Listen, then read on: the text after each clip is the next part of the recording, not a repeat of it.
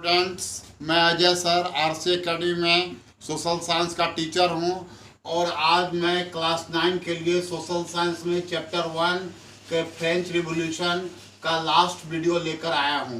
तो पहला टॉपिक है ए डायरेक्टरी रूल्स फ्रांस।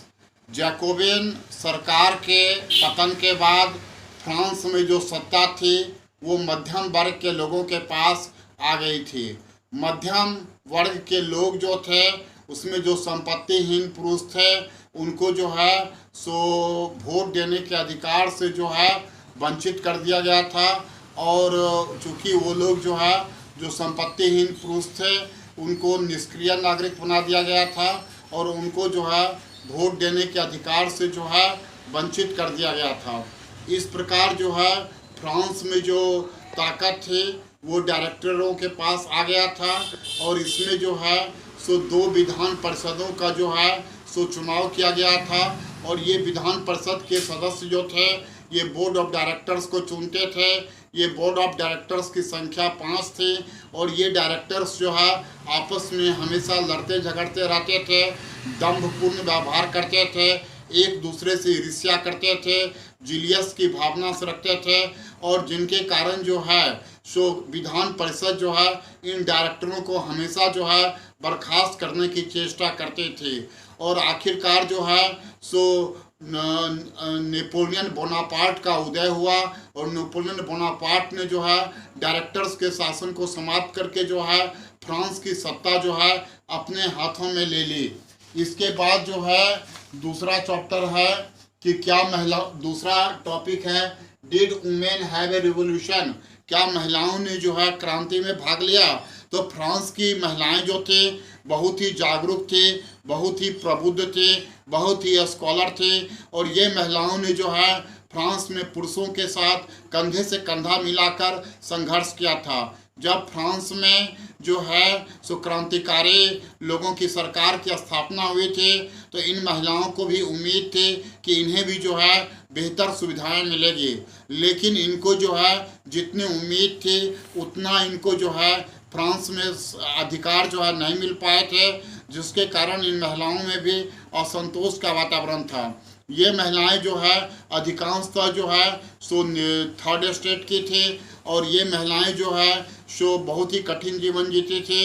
ये महिलाएं जो है छोटे मोटे रोजगार करती थी, सिलाई बुनाई का काम करती थी, बाज़ारों में जो है फल फूल और सब्जियां बेचती थी, कपड़ों की धुलाई करती थी और इस प्रकार ये महिलाएं जो है प्रशिक्षित नहीं थी, इनके पास शिक्षा का अधिकार नहीं था और इन महिलाओं को बहुत ही कठिनाइयों का सामना करना पड़ता था। इसके अलावा ये महिलाएं जीविका निर्वाह के लिए जो है लंबी लाइन में लगकर जो है ब्रेड लेते थे। इसके अलावा छोटे मोटे रोजगार करते थे जिससे कि इनके परिवार का जीवन चल सकता था। आखिरकार जो है फ्रांस में जो है तीसरे वर्ग की महिलाओं ने जो है बहुत सारे जो है पॉलिटिकल क्लब की स्थापना की थी। इसी में से एक क्लब था जिसका नाम था the society of revolutionary and Republican women. ये बहुत ही मशहूर क्लब था और इन लोगों की मांग थी कि हमें भी राजनीति में जो है पुरुषों के समान जो है अधिकार दिए जाएं और ये महिलाएं भी स्वतंत्रता और समानता के विचारधारा से प्रेरित थी। आखिर करके जो है प्रारंभिक कुछ वर्षों के बाद जो है जब क्रांतिकारी सरकारों ने जो है महिलाओं के लिए जो है सो सरकारी स्कूलों की स्थापना की। अब ये महिलाएं जो है सरकारी स्कूल में पढ़ सकते थे, शिक्षा प्राप्त कर सकते थे और ये महिलाओं को भी जो है अधिकार दिए गए थे। ये महिलाएं भी जो है अब जो है सो शादी विवाह के फैसले खुद ले सकते थे और ये महिलाएं भी जो है सो क्या कहते हैं तलाक की अर्जी दे सकते थे पुरुषों के समान। इस प्रकार जो है फ्रांसीसी समाज में जो है महिलाओं की स्थिति को सुधारने का प्रयास किया गया और दुनिया में सबसे पहला देश न्यूजीलैंड है जिन्होंने 1893 में महिलाओं को वोट देने का अधिकार दिया और ये महिलाओं जो है सो अपने संवैधानिक अधिकारों की मांग के लिए जो है काफ़ी प्रयत्नशील थे, जिसके कारण यूरोप की अधिकांशतः महिलाएं जो है अपने मताधिकार के प्रति चिंतित थे और इन्होंने जो है काफ़ी लंबा संघर्ष किया और इनके लंबे संघर्ष के बाद जो है 1946 में महिलाओं को वोट देने का अधिकार जो है दिया गया। इसी में से एक महिलाएं थी ओलंपे द गूच। ये बहुत ही क्रांतिकारी महिलाएं थी और इन्होंने क्रांतिकारी सरकार की आलोचना की थी। महिलाओं की जो पॉलिटिकल क्लब थी उनको बंद करने को लेकर, जिसके कारण ओलंपिक दो गूज को गिरफ्तार किया गया और उन्हें फांसी पर चढ़ा दिया गया। इसके बाद जो है हम लोग जो है इसका तीसरा topic the abolition of slavery पढ़ेंगे। तो फ्रांसीसी उपनिवेशों में जो है दास प्रथा का उन्मूलन जो है जैकोबियन सरकार का जो है बहुत ही महत्वपूर्ण कदम था। और ये लोग जो है कैरेबियाई उपनिवेश मार्टिनिक, गुडेलोप, सैंट डोमिंगो से जो है तंबाकू, नील, चीनी इत्यादि की जो है पैदावार करते थे और इस प्रकार जो है इसको जो है अदर कंट्रीज में जो है इसको बेचने के लिए जो है भेजा जाता था। लेकिन यहाँ के जो मजदूर थे वो जो थे उनको मूल अधिकार से वंचित थे और यहाँ पर जो है जो स्लेव ट्रेड था वो फ्रांस के बोर्दे एवं नांते बंदरगाह से होता था और इसमें जो है अमेरिका था, यूरोपियन कंट्री थे और अफ्रीकन लोग जो है शामिल थे। ये लोग जो है अफ्रीकन कंट्री से जो है गुलामों को खरीदते थे और गुलामों को खरीदने के बाद जो है उनके हाथों में हथकड़ियाँ लगाकर जो है उनको जो है कैरेबियाई आइलैंड में जो है भेज देते थे, जहाँ पर ये मजदूर जो है खेती बाड़ी जो है चाय बागानों में, कॉफ़ी बागानों में, गन्ना बागानों में काम करते थे। और इस प्रकार जो है इनकी गुलामों की स्थिति बहुत ही दयनीय थी। और फ्रांस के नेशनल असेंबली में भी गुलामों के बारे में बहुत सा बार चर्चा हुई, लेकिन नेशनल असेंबली भी इसके लिए ठोस उपाय नहीं कर पाई। और अंत में जो है 1794 में जो है क्रांतिकारी सरकारों ने जो है दासता की प्रथा को समाप्त किया, लेकिन ये कुछ वर्षों तक ही रह पाया।